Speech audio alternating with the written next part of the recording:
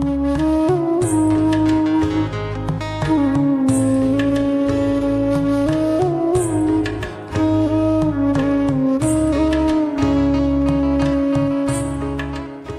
टोंग, टिंग टोंग। जब भी टीवी देखने बैठो, उस समय तो जरूर ही आना होता है किसी ना किसी ने। लंच खा के लेटो सही बस। घंटियों पे घंटियां, घंटियों पे घंटियां। कौन है? अम्मा जी, मैं। वाह, तुझे भी यही टाइम मिलता है आने को। अम्मा जी, खोलो भी। अंदर से ही बातें करती रहूंगी क्या? देखो, आज मैं आपके लिए क्या लेके आया हूं। चल, पहले अंदर आजा।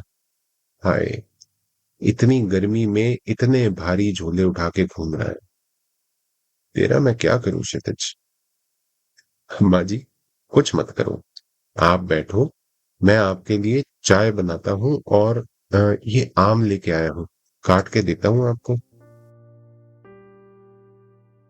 वैसे तो अल्जाइमर्स के पेशेंट्स जनरली उदास, गुमसुम और खोए खोए रहते हैं।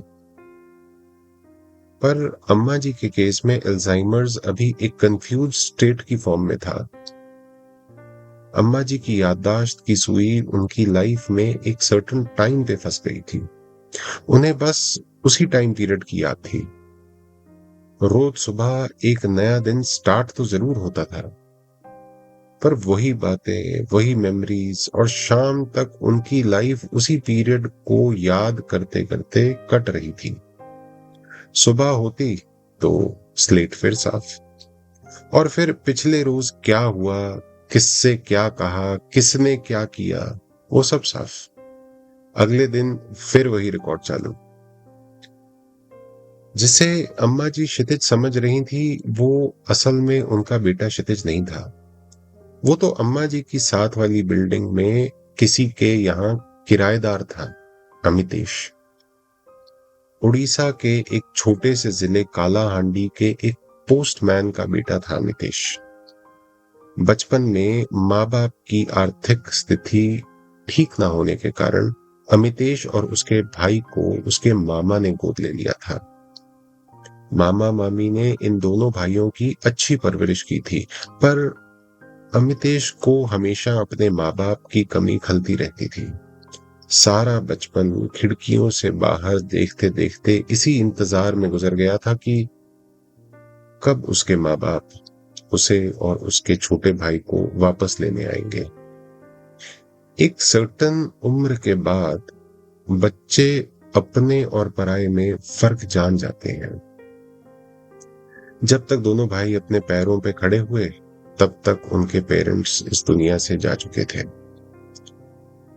अपने पेरेंट्स के लिए काफी स्ट्रॉन्ग लॉन्गिंग थी अमितेश में। अमितेश ने पिछले 7 सालों में अम्मा जी के अंदर अपनी माँ को देखना शुरू कर दिया था, और अम्मा जी को तो वो लगता ही अपना बेटा क्षितिज था। ये बंदोबस्त दोनों के लिए ही सही चल रहा था। पड़ोसियों के लिए अम्मा जी पागल थी। सारा दिन वही बातें, वही कहानियां, वही घिसा पिटा रिकॉर्ड। पर अमितेश उन बातों को सुन सुनकर इतना कॉन्फिडेंट हो गया था कि अब वो क्षितिज का किरदार बखूबी निभा लेता था। अम्मा जी का बेटा क्षितिज कॉलेज के बाद इंग्लैंड चला गया था। वहां से हर महीने पैसे भेजता था, पर फोन नहीं करता था। कई बार अम्मा जी ने उसका फोन उठा के रॉन्ग नंबर समझ के उसे बुरा भला जो कह दिया था।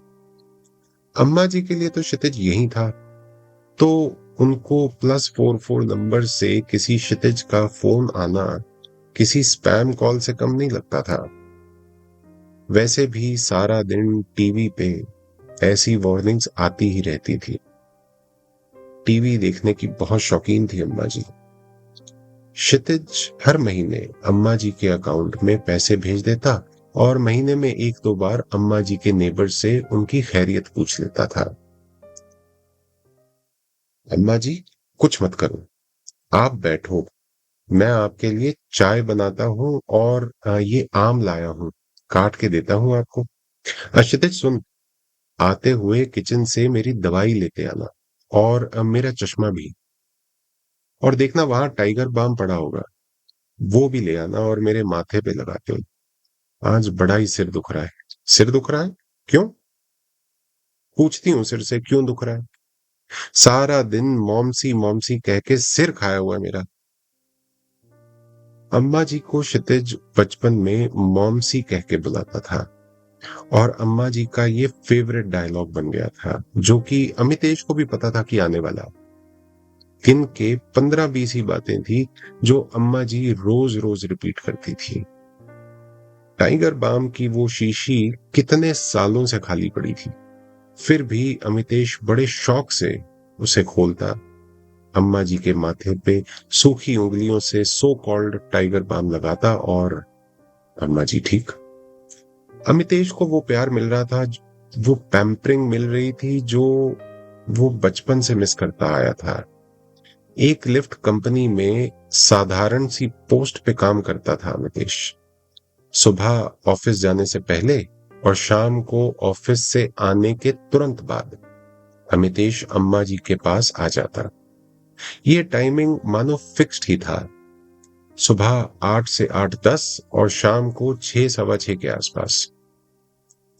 संडे को ज्यादातर अम्मा जी अमितेश के साथ पार्क में जाती और रास्ते में आते समय पास ही मंदिर के दर्शन करती आती थी। ये वही मंदिर था जिसकी सीढ़ियों पे अमितेश की मुलाकात हुई थी अम्मा जी से। लगभग 7 साल पहले अम्मा जी एक शाम मंदिर की सीढ़ियों पे बैठी मिली थी अमितेश को। शायद चक्कर आ गया था उन्हें। अमितेश ने बड़ी रिस्पॉन्सिबली उन्हें घर तक लाकर छोड़ा था। शायद उसे ये एहसास हो गया था कि अम्मा जी की दिमागी हालत कुछ ठीक नहीं है। बस उसी दिन से अमितेश ने अम्मा जी को और अम्मा जी ने अमितेश को अपना लिया था। अच्छा बंदोबस्त चल रहा था दोनों का। अपनी अपनी जिंदगी में दोनों सेटिस्फाइड थे। अमितेश को माँ का प्यार और दुलार मिल रहा था, और अम्मा जी को उनके बेटे का सुख। अब असली हो या नकली, किसे परवाह थी। मेरे दिल को लगा कर ठेस, जाने वो कौन सा देश। हाय हाय, ये गाना अब तो रोज ही दे देते हैं टीवी पे। शायद चित्रहार वालों का फेवरेट गाना बन गया है ये। तंग ही पड़ जाए बंदा एक ही गाना सुन सुन के। टिंग टोंग, टिंग टोंग। इस समय तो जरूर ही आना होता है किसी ना किसी ने। लंच खा के लेटो सही, बस घंटियों पे घंटियां, घंटियों पे घंटियां। 4 बजे नहीं इनके ड्रामे शुरू। कौन है? बोलो भी, नहीं तो मैं दरवाजा नहीं खोलूंगी। Surprise, surprise, surprise. ये कैसा नाम हुआ? और किसने नाम रख दिया ये तुम्हारा? कौन है बताओ भाई। Momsy, open the door, it's me, your son Kshitij. अम्मा जी को अचंभा नहीं हुआ, क्योंकि उनकी मेमोरी के ट्रैक रिकॉर्ड के हिसाब से तो क्षितिज ने आना ही था, और रोज की तरह उसकी आइडेंटिटी एक नए सिरे से इस्टेब्लिश होनी थी उनके जहन में। Momsy, look at you, you looking so good.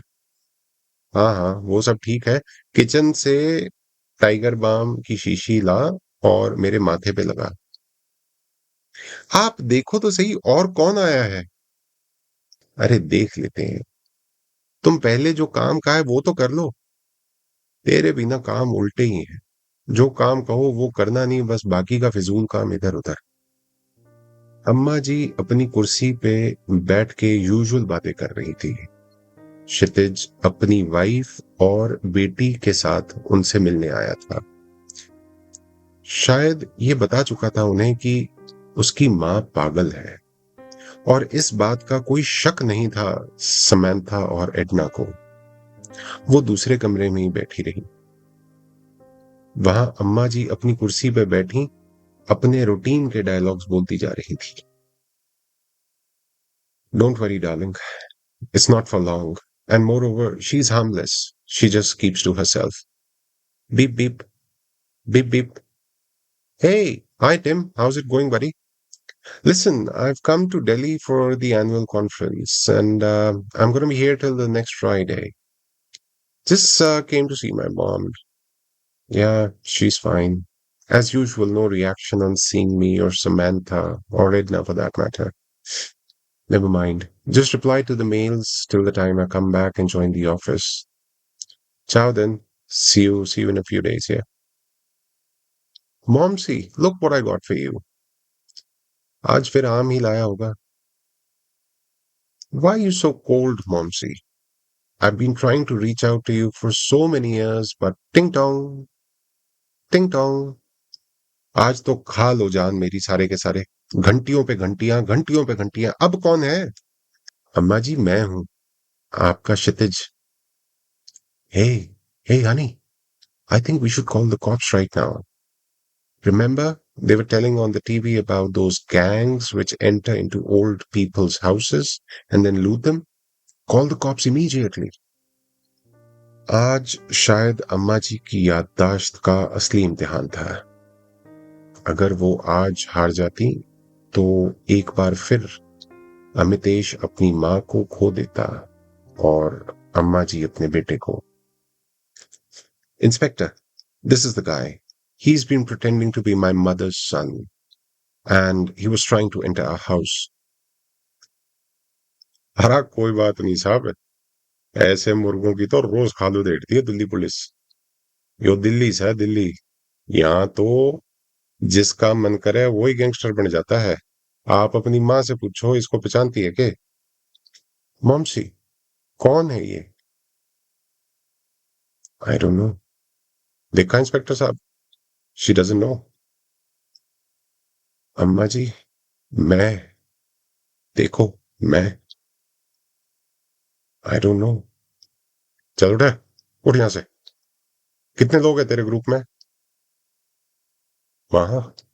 अरे उठे सतबीर. दो डंडे रख के दे इसने. ड्रामे कैसे करने लग रहा है? माँ, माँ. Momsy, you go from here. Just go to your room, watch TV. We'll sort this out. एक आह भरी होगी हमने न सुनी होगी, जाते जाते तुमने आवाज तो दी होगी. हर वक्त यही है गम, उस वक्त कहाँ थे हम, कहाँ तुम चले गए. चिट्ठी ना कोई संदेश, जाने वो कौन सा देश जहाँ तुम चले गए, जहाँ तुम चले